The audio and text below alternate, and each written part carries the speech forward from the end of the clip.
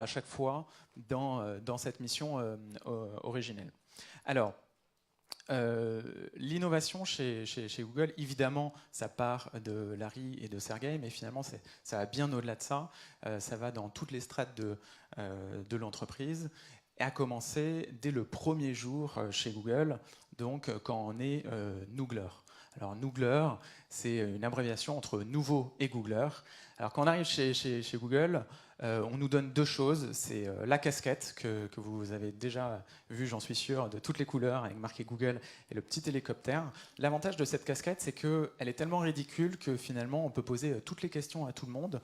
On se sent plutôt à l'aise, on n'a pas honte de poser des questions, et ça permet très rapidement de comprendre la culture d'entreprise. Et le deuxième élément, c'est ce que vous voyez à l'écran, c'est les grands principes, les 16 grands principes quand on est Googler. Alors dedans, il y a marqué il faut collaborer, il faut aller vite, il faut think big, donc penser en énorme. Et dedans, il y a aussi l'innovation. Donc l'innovation, elle vient vraiment au cœur aussi des missions de chaque Googler. Et vous allez voir comment chaque personne peut innover chez Google.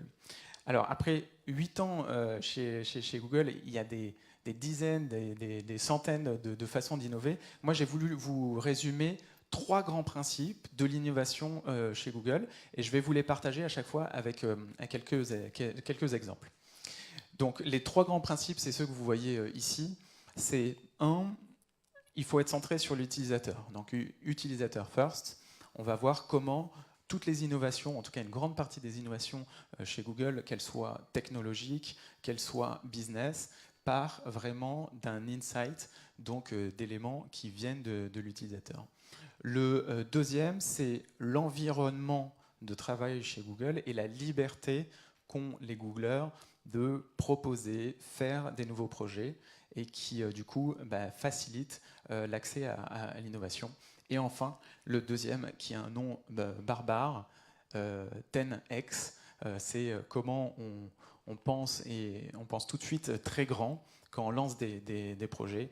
Donc c'est des moonshots, c'est des choses absolument extraordinaires. Ça ne nous empêche pas de commencer très petit, je vous expliquerai comment on fait, mais on commence avec des pilotes, mais dès le départ, on réfléchit à comment on pourrait déployer les projets de manière mondiale. Donc on pense 10X, c'est un terme qu'on va retrouver.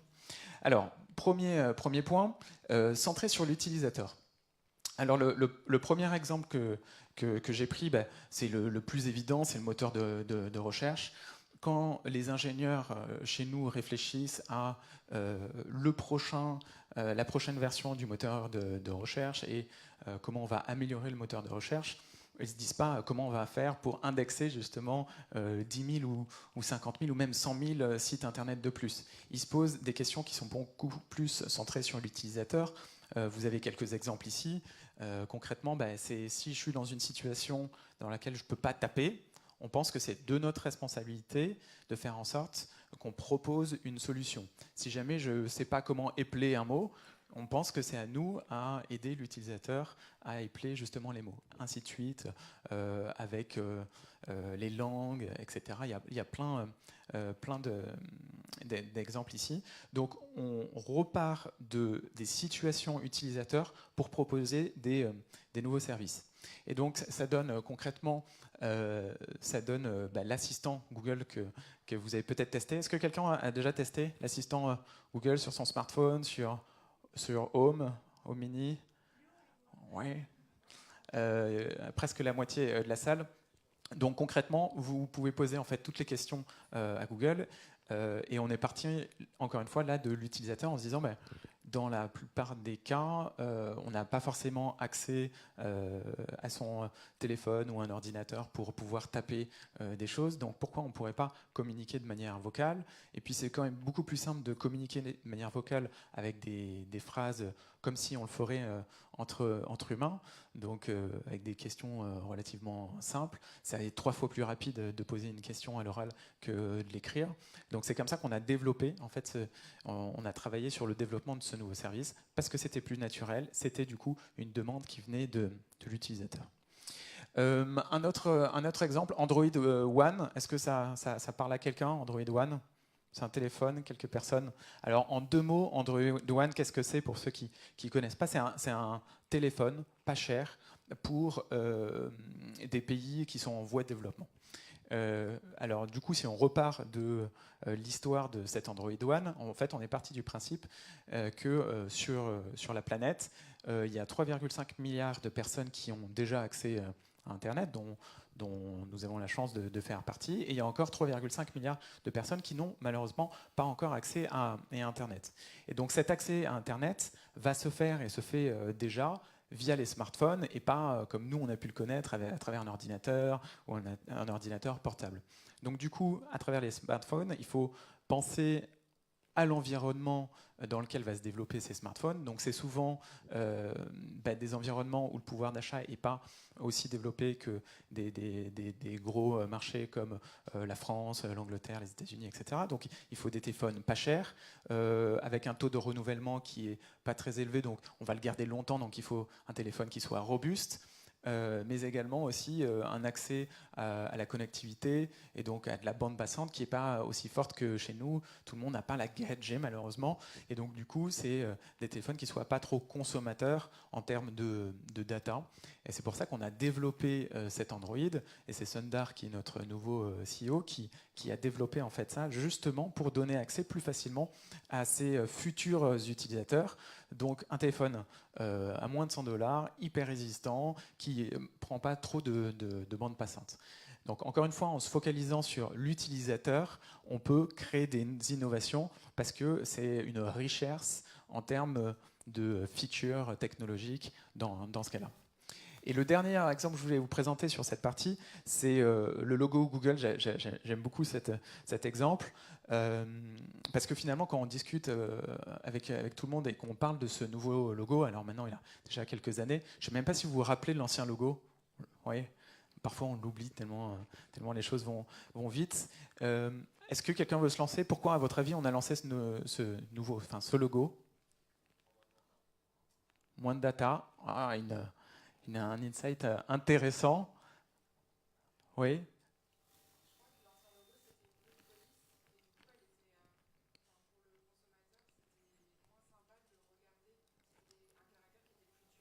Tout à fait. Il y avait des empattements, exactement. Là, les empattements ont disparu, il est plus gras. Mais alors, pourquoi on l'a changé? Parfois, je pose la question, on me dit, il était moche.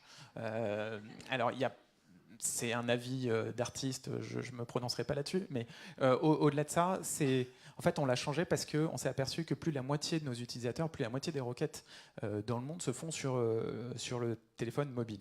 Sur le téléphone mobile, qu'est-ce qui se passe? Les écrans sont plus petits et on n'a pas autant de bande passante que quand on est en Wi-Fi à la maison, etc. Donc, du coup, on a simplifié justement le logo, on a enlevé ces empattements, on a fait un logo plus gras. Donc, sur smartphone, il est beaucoup plus lisible. Et on voit qu'on a une attribution qui est plus forte, on reconnaît tout de suite le logo Google. Et effectivement, on m'a soufflé aussi une bonne réponse. En fait, il est moins lourd d'un point de vue informatique, d'un point de vue data. Donc, pour le chargement Internet, ça va beaucoup plus vite. Donc, encore une fois, c'est les insights utilisateurs qui étaient de dire maintenant je suis sur smartphone, donc je veux voir plus facilement le logo Google sur mes applications ou directement sur Google, et je veux quelque chose qui charge très rapidement parce que j'ai pas la même vitesse de chargement chez moi que quand je suis sur mon smartphone en déplacement, quand je vais à la bananerie par exemple pour écouter une conférence. Donc on veut quelque chose de plus rapide. Donc c'est la raison pour laquelle on a changé ce logo qui a fait couler beaucoup d'encre, mais avant tout c'était pour les utilisateurs, au-delà du côté look qui est effectivement un peu plus sympa. Alors le deuxième point qui consiste à la liberté de pouvoir développer des projets au sein d'une structure. Alors là, je vais vous donner un exemple. Ce que vous voyez à l'écran, c'est une vraie photo d'un white paper qui a été pris à Mountain View. pendant ce qu'on appelle les TGIF, donc Thanks God It's Friday, tous les vendredis après-midi, en fait, on a des moments d'échange entre Googlers.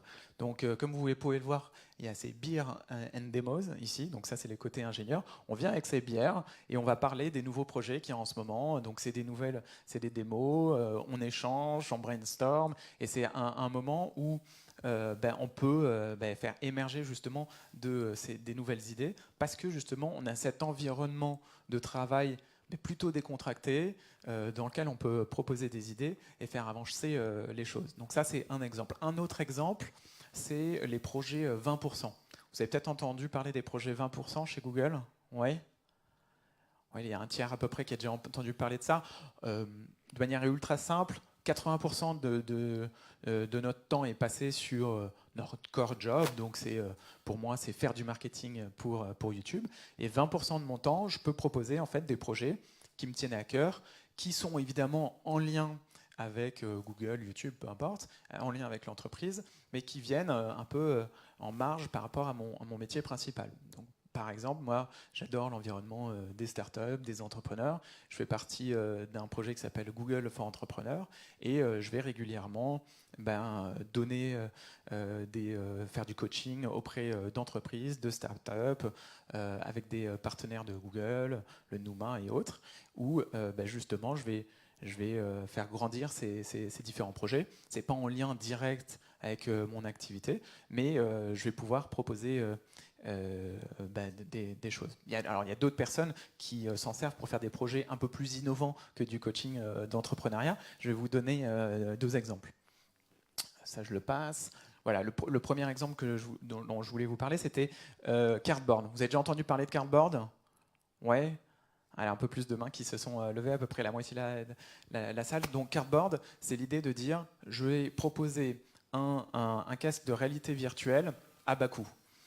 Pour vous raconter la petite histoire, ce sont 2 ingénieurs français qui se disaient comment je pourrais donner l'accès justement à ces casques virtuels, mais à un plus grand nombre, parce que finalement c'est relativement cher. Et ils étaient en train de dîner, ils étaient avec une pizza, et puis il dit attends, on a un écran, notre smartphone, il y a un super écran, on pourrait carrément s'en servir, il y a toute la puissance à l'intérieur. Et l'autre dit attends, mais regarde, là avec ce morceau de carton, la boîte à pizza, pourquoi on n'essayerait pas de faire quelque chose? Ils ont commencé à bidouiller un truc qui ressemblait justement à un casque de réalité virtuelle, et c'est comme ça en fait que les cardboards sont nés, autour d'une discussion avec un smartphone et une boîte à pizza. Et justement, parce qu'il y avait les projets 20%, ils se sont dit, laissez-nous un petit peu de temps pour développer ce projet. Et ce projet, en fait, a cartonné, et c'est ce que vous connaissez aujourd'hui. Maintenant, il y a un des 2 ingénieurs français qui a Mountain View pour développer complètement le programme. Mais voilà, c'est né de ces projets à 20% où il y a eu une idée et on a dégagé du temps pour pouvoir aller plus loin. Et aujourd'hui, c'est commercialisé, un grand nombre de personnes le connaissent. Dans la même idée, un projet un peu plus récent, c'est le projet Art Selfie. C'est comme les joueurs de tennis qui changent leur raquette. Donc Art Selfie, je ne sais pas si vous connaissez, c'est arrivé en France, on l'a annoncé il y a quelques jours. Ça fait partie du projet Google Art and Culture qui vise à promouvoir l'art dans le monde et à donner accès au plus grand nombre justement à l'art. Et encore une fois, c'était 2 ingénieurs français qui se sont dit comment rendre accès à l'art à tout le monde via un point d'entrée un peu commun à tous. Ceux qui sont déjà fans d'art, ils connaissent potentiellement Google Art and Culture, mais il y a une grande majorité qui pourraient être intéressés, mais ne sont même pas au courant que ça existe. Et à force de discuter avec des utilisateurs, donc on en revient au premier point, des Googlers, etc., on se dit mais il y a quand même quelque chose en commun que tout le monde fait, c'est quand même les selfies. Pourquoi on n'utiliserait pas ça? Et c'est comme ça que Google Art Selfie est né. D'une expérience où on reconnaît directement à travers un selfie les différents visages, et avec de l'intelligence artificielle, du machine learning, on arrive à matcher ça avec des centaines de milliers d'œuvres dans le monde, et du coup de voir à quoi devrait ressembler votre visage. Alors, en teasing de cette présentation, moi j'ai fait l'exercice hier, c'est assez marrant, je me suis retrouvé à côté d'une œuvre lituanienne, je crois, donc je vous invite à le faire, c'est assez surprenant, vous n'allez pas voir que des artistes forcément qu'on connaît tous, mais c'est ce qui est intéressant, c'est de se dire, j'ai l'accès à potentiellement des artistes que je ne connais pas, pourquoi pas aller découvrir ces œuvres à travers Art and Selfie. Et du coup, ça c'est pareil, c'est parti d'un projet à 20%, où les deux ingénieurs ont développé, deux ingénieurs français, Cocorico, ont développé ce programme sur leur temps de travail. Donc voilà, ça c'était le deuxième point, c'est comment, à travers un univers où il y a la liberté d'innovation, on peut arriver justement à sortir de nouvelles idées, de nouveaux produits, et tout simplement de l'innovation. Oh là là, un petit easter egg, c'est magnifique. Donc là, nous voyons par exemple la réponse pour Indianapolis Museum. Et du coup, ça nous donne envie d'aller voir ce qui se passe à Indianapolis.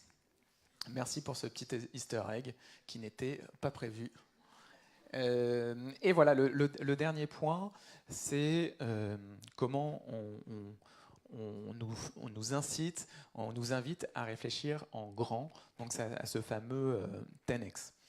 Pour ça, je vais parler justement encore de Google Art and Culture, qui est parti d'un projet français, donc à Paris, ici dans nos bureaux dans le centre de Paris, où un ingénieur s'est posé la question, voilà, comment rendre accessible au plus grand nombre les œuvres d'art et l'art, et c'est de là d'où est partie finalement l'idée. Mais ce qui est intéressant, c'est quand il a conçu le projet, il ne s'est pas dit comment on pourrait numériser par exemple toutes les œuvres du Louvre, ce qui aurait été déjà un superbe exploit avec la richesse qu'il y a au Louvre, ça aurait été génial. Il s'est tout de suite dit, non, comment je vais potentiellement donner accès à l'ensemble des œuvres de la plupart des musées dans le monde. Et donc il a réfléchi, il a think big, il a pensé tout de suite 10x en se disant quelle serait la bonne plateforme. Et donc évidemment le web et l'application Art and Culture a été la réponse à ça. Alors on a commencé par un partenariat, évidemment au début on n'a pas fait 800 partenariats tout de suite, mais on a commencé avec un partenariat en numérisant quelques œuvres au début. Donc on a eu des pilotes, on a vu que ça fonctionnait, on a vu qu'on avait des utilisateurs, etc. Et donc ça a grossi. Mais dès le démarrage, il a pensé en grand. Alors juste pour vous donner un peu l'ampleur du projet aujourd'hui, c'est plus de 800 partenaires dans le monde. On parle de 200 000 œuvres, plus de 200 000 œuvres qui ont été numérisées. C'est 6 millions de vidéos, photos, de contenus qui sont disponibles. Donc c'est juste gigantesque. Et ça a été possible parce qu'il a pensé l'infrastructure dès le départ comme étant très grande. Alors on me fait signe qu'il me reste 10 minutes, c'est parfait parce que ça me permet d'aborder les deux derniers points. Juste pour la petite histoire, ici vous avez reconnu l'Opéra de Paris, c'est une anecdote avec Chagall sur l'une des numérisations que l'on a fait. On voulait faire un partenaire avec l'Opéra de Paris, et l'Opéra de Paris nous a dit écoutez, pas de problème, en revanche ça nous ferait vraiment plaisir que vous puissiez numériser l'œuvre de Chagall. Alors il faut savoir, si vous voyez l'Opéra de Paris, l'œuvre, c'est comme ça, mais x10, donc il a 15 mètres de haut, et pour numériser l'œuvre, c'est quand même assez complexe. Donc on s'est dit, on va tenter le truc, hein. Donc on s'est lancé dans la numérisation du plafond de l'Opéra de Paris, et au moment de restituer ça à l'Opéra de Paris, on a eu la chance d'avoir le fils de Chagall qui était présent, et qui a voulu tester en grandeur nature sur un écran géant qu'on a la chance d'avoir au lab du Google Art and Culture à Paris. Et il nous a dit, j'aimerais bien regarder quelque chose parce que je sais que mon père m'avait peint, mais j'ai jamais eu la chance de me voir. Évidemment, c'était à 15 mètres de haut. Donc à part celui qui nettoyait peut-être les lustres, personne ne pouvait voir avec précision l'œuvre. Et en fait, il est revenu en fin d'après-midi, il nous a dit, vous voyez ici, le petit enfant là, c'est moi. Alors, elle a dit, bon, on regarde comme ça, ok, c'est un bébé, on comprend le truc, mais il dit, mais comment vous avez fait pour savoir que c'est vous parce que là, c'est pas, enfin, la ressemblance n'est pas quand même évidente. Et en fait, il nous a dit, Chagall, à la fin de sa vie, quand il peignait, il était aidé par des étudiants, par d'autres peintres, et il venait régulièrement sur l'atelier pour lui-même peindre certaines parties. Et quand il peignait ces parties, il apposait une petite marque jaune sur l'œuvre. Et là, vous voyez, à côté du monsieur, sur le visage, il y a une marque jaune. Donc il s'est dit, si mon père m'a peint, je sais que forcément, il y a une marque jaune à côté. Donc il a regardé toutes les marques jaunes au sein du tableau. Et du coup, c'est comme ça qu'il a reconnu ce couple avec un bébé et qu'il en a déduit que c'était lui. Donc c'était un moment assez émouvant de voir le fils de Chagall qui, pour la première fois, se voyait pour de vrai en grand grâce justement à ce projet et à la numérisation qu'on a eu la chance de faire. Donc voilà, c'était un exemple un peu précis sur le Google Art and Culture. Je terminerai par dire que ce côté 10X, en fait, on l'a aussi sur des activités plus business. Là, je vous ai montré les projets plus technologiques, scientifiques, etc. Mais d'un point de vue business, quand on lance des projets, on se pose toujours la question, est-ce que notre projet pourrait être déployé dans le monde entier? Donc voilà, est-ce qu'on peut réfléchir tout de suite grand? Encore une fois, on commence toujours par un pilote, potentiellement juste en France, mais on déploie des projets dans le monde entier. Et si dès le départ, on se dit, c'est pas quelque chose qui peut marcher dans 90% des pays du monde, on ne lance pas le projet.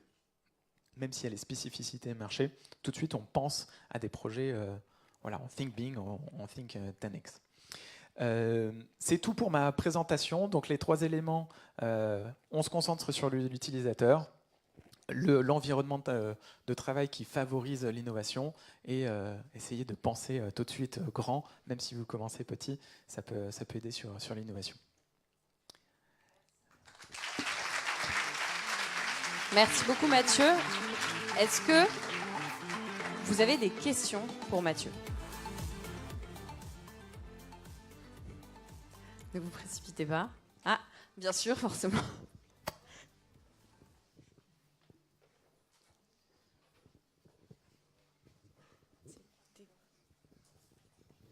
Bonjour. Je voulais savoir, concernant les 20%, concrètement, comment ça se passe? Est-ce qu'on peut les prendre quand on veut ou est-ce que c'est réglementé, une demi-journée dans la semaine ou...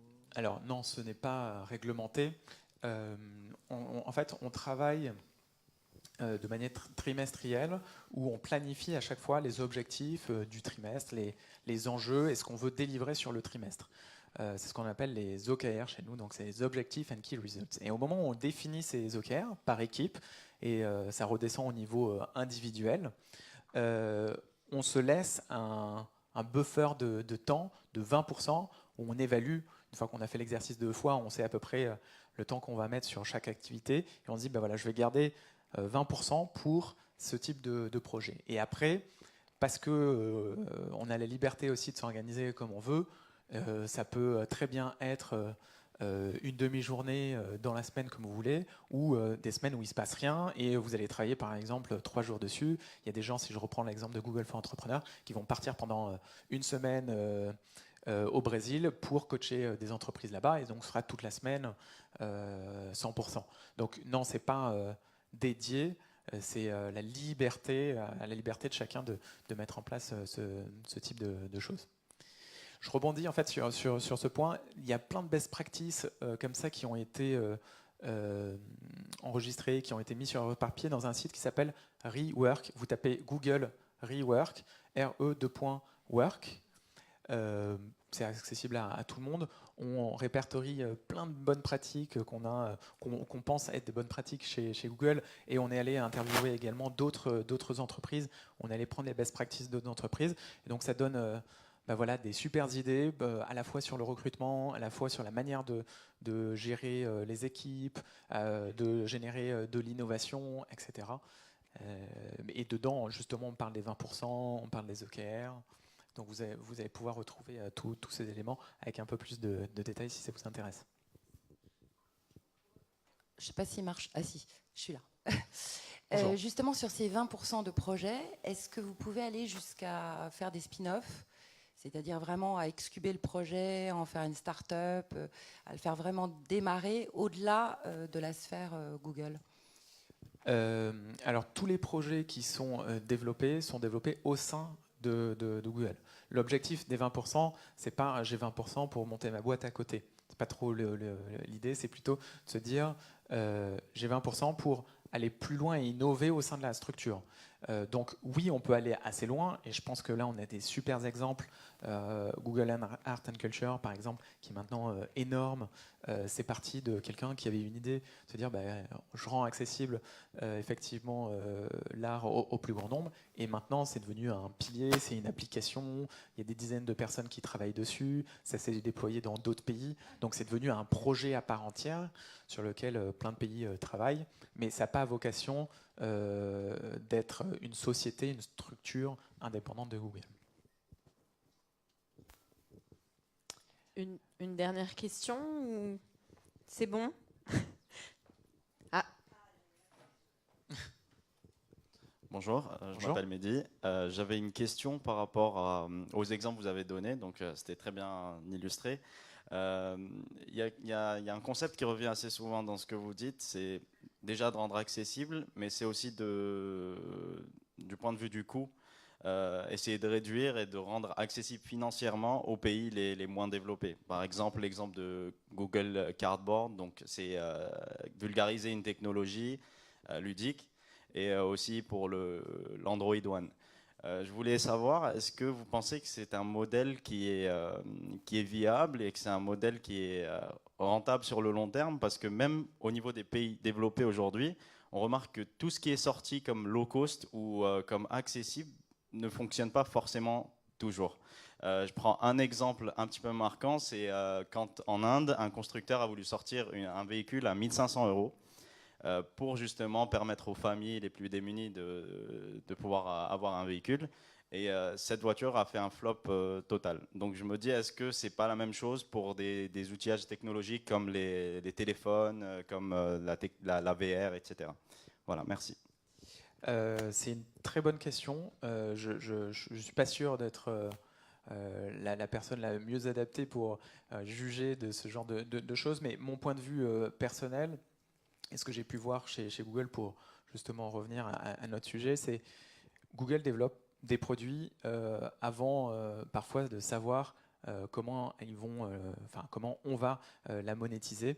Le search est le meilleur des exemples. Quand Larry et Sergey se sont lancés en faisant le search, il n'y avait pas de business model à la base, il n'y avait pas de lien sponsorisé, et c'était juste je pars d'un insight utilisateur, d'un besoin utilisateur. Il faut se remettre à l'époque, en 98, il y avait peu ou pas de sites qui pouvaient indexer. Il y avait Yahoo qui indexait, qui n'indexait même pas, qui référençait un certain nombre de sites. Mais voilà, il y avait un vrai besoin de simplification. Et ils sont partis de là, ils ont développé le produit parce qu'il y avait un besoin, et après ils l'ont monétisé. Donc parfois on lance des projets, des programmes, justement pour rendre accès l'information ou rendre accès un service. Google Art and Culture, c'est l'art. Parfois c'est gratuit, parfois c'est très peu cher, mais le lancement ne se fait pas forcément avec une idée de business model. Donc on a, je pense, cette chance chez Google de pouvoir faire ça. Mais c'est vrai, si c'est une question plus en mode, et là je sors de l'environnement Google, en mode startup, je vais faire un projet dans lequel il y a une monétisation, enfin un produit qui est très peu cher, où le coût est très accessible, c'est une autre question à se poser. Et là, je pense que ce sera plus à des fonds d'investissement qu'il faudra poser la question qu'à moi. Mais voilà, la monétisation, elle se fait parfois après. question juste pas par rapport à l'entrepreneuriat, plus par rapport à YouTube. Question plus fun. Est-ce qu'un jour vous allez remettre YouTube, quand, vous savez, quand on met une musique, on quitte l'application, on peut plus écouter la musique. Et moi j'écoute que sur YouTube en fait. Je suis pas à Spotify tout ça. Oui, alors on pourra en discuter pendant Ok. des heures en dehors, mais on vient de lancer YouTube Music qui Ok. répond exactement à cette question, Ok. où tu peux lancer de la musique en background et être sur Google, sur un site en parallèle. Ok, d'accord, merci. Dernière question. Alors, dans l'objectif de travailler avec des équipes fonctionnelles, techniques, c'est-à-dire ingénieurs, commerciaux, quelle part ça a dans Google? Parce que pour le moment, on a vu qu'il y a beaucoup d'ingénieurs chez Google apparemment. Et dans la part des 20%, il y a beaucoup d'idées qui sont à caractère technique. Mais c'est-à-dire, est-ce qu'on peut, par exemple, en tant que commercial, proposer un projet et se faire vérifier après par un ingénieur? Ou comment ça se passe à ce niveau? Alors, l'avantage chez Google, c'est que vous avez accès à tout le monde. On a notre intranet dans lequel vous avez toutes les informations. On est à un étage de différence avec les ingénieurs. En tout cas à Paris, on a cette chance parce qu'on a beaucoup d'ingénieurs et on a beaucoup recruté récemment. Donc il suffit de descendre un étage, prendre un café, discuter. Donc c'est très facile si on souhaite de collaborer avec des ingénieurs, de faire des choses. Moi, l'un des projets que j'ai lancé récemment sur les 12 derniers mois était orienté sur le mobile. Comment aider les entreprises à prendre conscience que le temps de chargement sur mobile est ultra important et parfois plus important que de faire des campagnes marketing. Et ça, j'ai travaillé avec un ingénieur pour faire ça parce que je n'avais pas forcément les compétences. Moi, je voyais les aspects business.